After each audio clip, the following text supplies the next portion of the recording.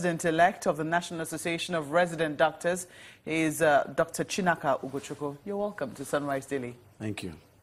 So it's been a while, a pretty long struggle, and one that quite a number of people did not quite see coming because of the lengthy meeting you had sometime about last week. Yeah, about this time last week, you're rising up from a meeting you had with the minister. And then Monday after, when people thought you were going to be calling off the strike action which you had embarked upon, or not embarking on that strike because it was an ultimatum, then you shocked the country by saying you were going on strike despite the terms of settlement. Why was that? Okay, thank you. I can tell you the government is insincere. We had a meeting over 12 hours, with representatives of government. And just right there at the meeting, they were telling us, they've already paid hospitals. One of the representatives of the Accountant General was telling they've credited, started calling numbers. And then we were shocked that those were lies. By the time we summoned the ENEC meeting, centers confirmed that they didn't receive any money. And to confirm that, the second meeting we had, we just saw them brandishing mandates on the same date that we had at CBN just released a mandate to pay. That confirmed that they were telling us lies all this while. And so, our members were right to say that they were very sincere, so they said the strike should continue. So we don't trust government. We don't even trust them now. And as I'm talking to you now, we have a meeting today. We're not even sure that the strike will be called off because as at yesterday, they've also not paid. This same batch A money they say they will pay, they have not paid. Wow. Nobody has received any alert. So, it's like a man who brazenly cheats on a wife and then expects 100% trust. So that's...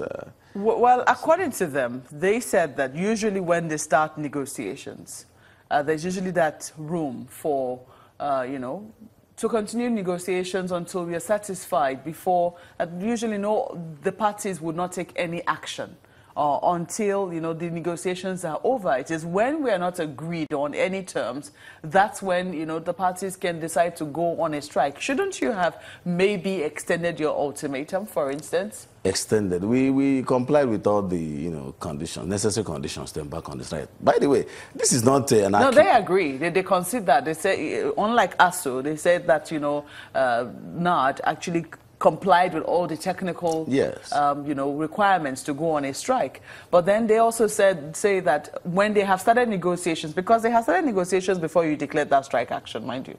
So why do you think it was necessary to have called the strike despite the fact that negotiations were ongoing? Which negotiations with the government? Government, like I told you, we gave them 21 days. You didn't call us. And then we gave an extra almost 10 days. Because we declared, gave you a strike notice, you started calling us on the telephone. That's not sincere enough. You can't be toying with doctors in Nigeria, I can tell you.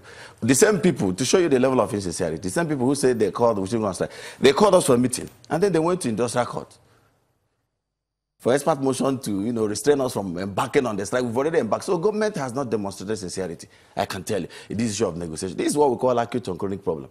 It's been there. These discussions have been there. These MOUs have been signed even, way back 2013 and all that. And then government has not done anything. We're just here to reinforce, can you just do something simple? Be truthful to yourself. Just perform your promises. That's all the doctors are asking for. So I think we've tried to really give government a long rope. And they know it. You can see this sincerity in their eyes.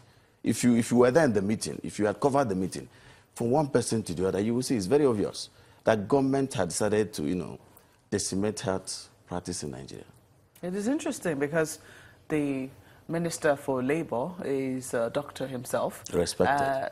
And he also was in civil service as well. So also is the current Minister for Health, Professor Isaac Adewale, who was also in the ranks of the unions when he was not in government. So when you say that you see insincerity in their eyes, it calls to question, is it that when you were on the other side, or when you, assuming you also someday find yourself in government, would you be saying that you'll be treating the doctors with insincerity? Give it to the Minister of Labour, Honorable Minister of Labour, distinguished Senator Dr. Chris Mwabezingige. If not for his intervention, his disposition, I'm sure I won't be talking by now. He actually maintained neutrality throughout the course of the discussion. And then, you know, working hard to ensure that, we call off this strike. He really worked so hard. He was just he's a very neutral conciliator in this matter, as far as we're concerned. But then the federal government on the other side, I don't know what to call it. By federal government, are you talking about the Ministry of Health? I'm talking about the Ministry of Health. I'm talking about the Ministry of Health. They've not been very fair to doctors. There are things you don't expect me to be talking about salaries for doctors. For Christ's sake. 2016, doctors are not paid. January this year, shortfalls. You pay 25%, 50%, 40% for a doctor working and you expect him to take care of the patient very well. That person should, have some assessment as well. These are people who run the show in the health sector largely. Like I tell you, health sector diagnosis is key, whether you want to prevent or you want to treat. And the diagnosis is in the top of the doctor. So if Nigeria can toy with that aspect, that means give it the next 10 years. You're not going to have doctors here. So they should work hard to fix these things. You've talked about trust. One of the persons who was not very happy when you also embarked on that strike was the president of the NMA. And he came out to say so. He said that even if you did not trust government, is it that you did not trust him as well? We respect our president a lot. In a family, you have a father. I have a family. My father is still alive. We can disagree, and then I agree. But of course, in the last meeting, it was clear. He mentioned that, government has been insincere with us. He found out. He was in the meeting when they said they have credited the accounts. And it turned out to be false. No, but he said you did not give them the room. There was also the question of this, the negotiations happened on a Friday, which was ended on a Friday, which was a public holiday. Yes. And then there was also a public holiday on Monday, which was when you declared your strike. So there was not enough room, according to them, for them to actually carry out what it was that they had said. You said their promissory note was, but he was here the second insincere. time. He was here the second time. I'm sure you listened to him.